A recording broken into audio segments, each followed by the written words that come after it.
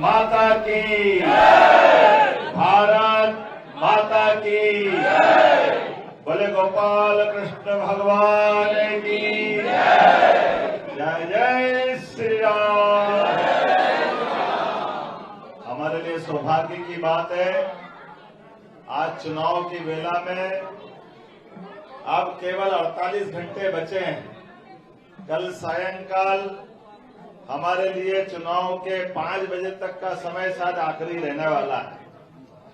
एक एक करके हमारे लिए परमात्मा ने आज जो चुनाव का जो मौका दिया है, इस चुनाव के दरमियान ये थोड़ी आवाज बंद कर दो भाई, आप थोड़ा नीचे बैठ जाओ, पीछे वालों को देखने दो, जरा नीचे बैठ जाओ, है ना, सब बैठ जाओ, पीछे वालों को देखने दो तो ठीक रहेगा।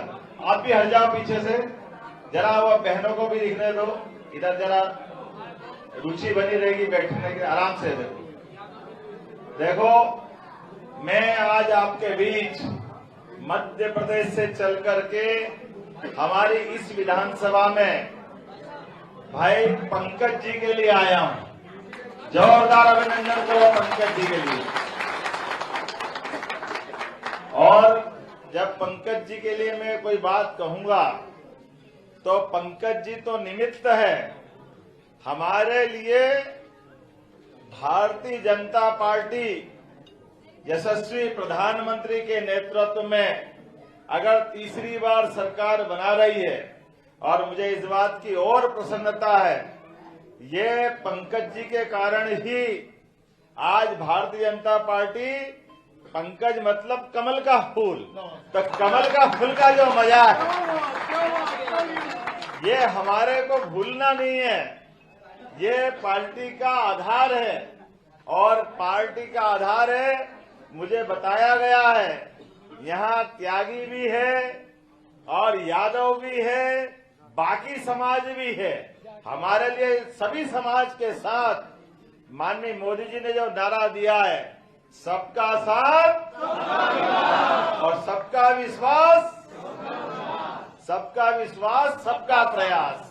जब हम संकल्प लेके चलते हैं, दो देवता हमारे बीच हुए हैं, भगवान श्री राम और भगवान श्री कृष्ण। दोनों ने अपने जीवन काल में सदैव अन्याय के खिलाफ संघर्ष किया कि नहीं किया? दोनों ने अपने अपने प्रकार से दोनों के खिलाफ झूठी माया फैलाने वाले, एक के तो 10 सिर थे और दूसरे के 10 मुंह है। सूझ में नहीं पड़ रही है हो क्या रहा है? कोई एक मुंह से बोले तो समझ में आता, हर बार नया मुंह नए झूठ। तो मुझे इस बात की प्रसन्नता है, हम सब एक साथ में भगवान श्री राम और भगवान कृष्ण के लिए, दोनों के बीच में तो 15-17 लाख साल का अंतर था। हमने वो काल नहीं देखा, लेकिन सत्य के लिए, मानवता के लिए, सबकी बेहतरी के लिए, सबको साथ लेके चलने के लिए, और दुनिया के अंदर भारत का मान सम्मान बड़ा है, तो दुनिया में दुनिया का सबसे बड़ा देश अगर कोई है तो मुझे गर्व है, वो भारत है, हिंदुस्तान है। हमारे लिए सौभाग्य की बात है। और दुनिया का सबसे बड़ा देश अगर भारत है, और दुनिया के सबसे युवा देश भी अगर कोई है तो भारत है। और दुनिया का सबसे बड़ा लोकतांत्रिक देश, जहां जनता अपने वोट से अपनी सरकार बनाती है 60 साल बाद। और भारतीय जनता पार्टी के पहले जनता पार्टी, और जनता पार्टी के पहले तो जनसंघ। ये और अलग बात है, गैर कांग्रेसी स्तर पर एकमात्र यशस्वी प्रधानमंत्री है जो तीसरी बार सरकार बना करके दुनिया के सामने माननीय मोदी जी की सरकार का बनना, ये तीसरी बार गैर कांग्रेसी व्यक्ति का सरकार के प्रधानमंत्री के तक पहुंचना, ये हमारे लिए और सौभाग्य की बात है।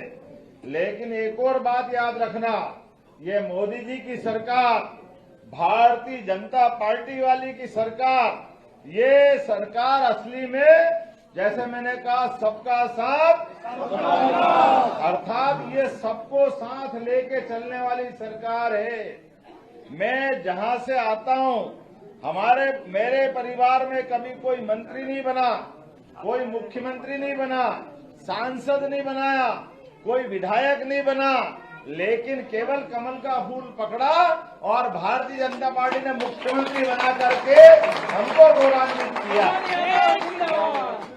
ये बात बताती है कि सच्चे अर्थों में हमारे देश की आजादी के लिए चंद्रशेखर आजाद, बताइए, चंद्रशेखर आजाद ने अपने जीवन के सबसे अच्छे समय के लिए इस देश के अंग्रेजों के खिलाफ लड़ाई लड़के समय निकाला और उन्होंने कहा कि मैं आजाद रहा हूं, आजाद मरूंगा, दुनिया की कोई ताकत मुझे रोक नहीं सकती है। देश की आजादी के लिए अपने सिर पे बंदूक की, रिवाल्वर की गोली से अपने प्राणों का अंत किया।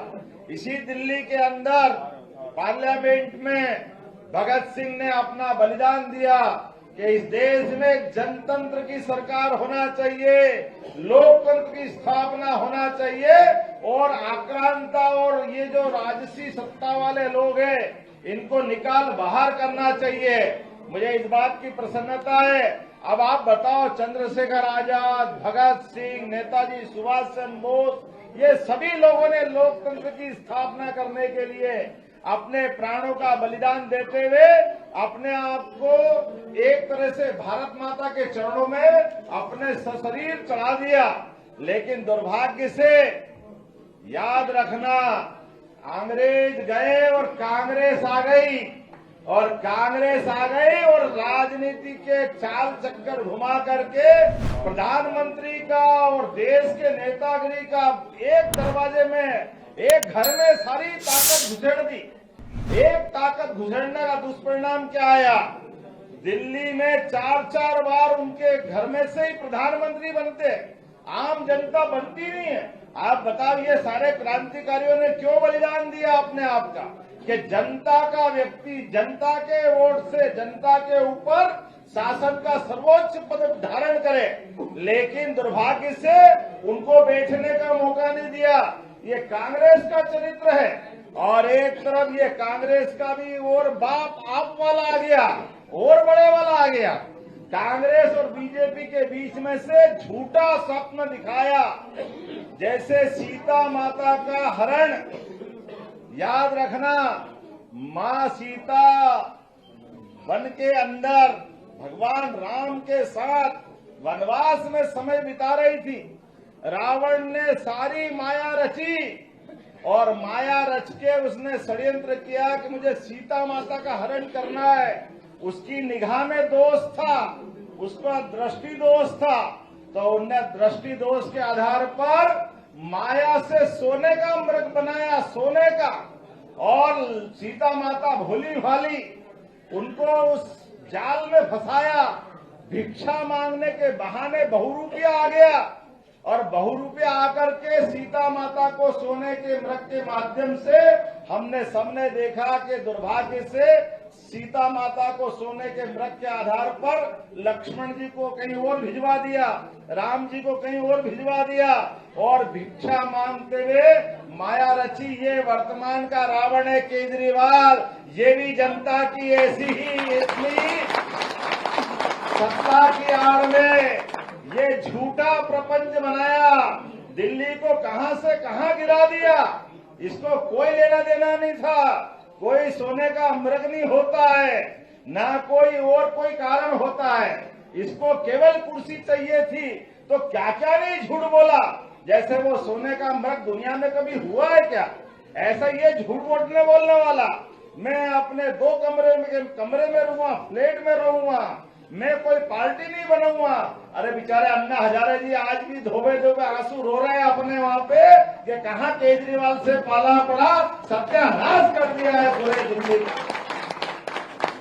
आज दिल्ली त्राहिमाम कर रही है, कचरे के पहाड़ लगे पड़े हैं, कहां गंदगी हो रही चारों तरफ, और पानी के प्रवाह में जमुना जी के आंसू भी बह रहे हैं, और इतनी मोटी चमड़ी वाले हैं, इनको फर्क नहीं पड़ा।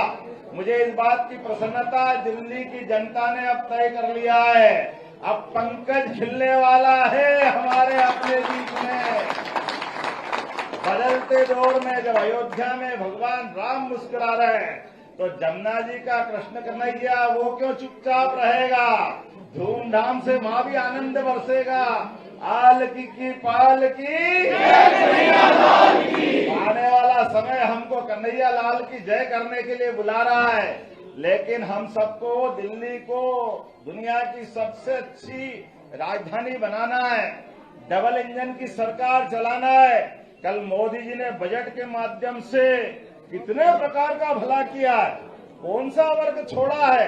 किसानों के लिए 3 लाख के बजाय 5 लाख का केसीसी, मध्यम वर्ग के लिए 12 लाख तक की छूट। कौन सा सेक्टर, चाहे कैंसर के हॉस्पिटल की बात हो, रोजगार की बात हो, गरीबी हटाने की बात हो, देश को आगे बढ़ाने का मामला हो, ये सारी चीजें वही जान सकता है जिसने जनता के साथ जिंदगी जी करके जनता के लिए अपना पूरा घर परिवार कुर्बान कर दिया है। ये यशस्वी प्रधानमंत्री का अपना काम करने का तरीका है और ऐसे में हम सबको संकल्प लेना है। मैंने कहा ये रावण की समझ वाले लोग फिर वापस नाटक करने आएंगे, सोने का मृग बताएंगे और माता सीता का अपहरण करना चाहते हैं। इनकी निगाह खराब है। ये येन केन प्रकार जनता को मूर्ख बना करके अपना चुनाव जीतने का प्रपंच रच रहे हैं। इसलिए आप सबसे निवेदन है, घर घर जाना, एक एक स्थान पे जाना, ये चाहे जितने षड्यंत्र कर ले, हमको उनके झांसे में नहीं आना है। हमको हमारे लिए हर एक कोई पंकज बनेगा। यहाँ जो भी बैठे वो अपने आप को कमल सेना का सिपाही बनाएगा, अपने आप को नरेंद्र मोदी बन करके हमको जब तक आखिरी वोट नहीं डल जाए तब तक शांति से नहीं बैठना। बोलो सब तैयार है? से आवाज के सब तैयार है? अपने स्थान पे खड़े हो जाओ, दोनों हाथ की मुट्ठी बांधो, एक एक आदमी। ताजा खबरों के लिए लाइक, फॉलो और YouTube पर सब्सक्राइब कर बेल आइकन दबाएं। साथ ही ताजा अपडेट्स के लिए स्वदेशलाइव.com पर विजिट करें।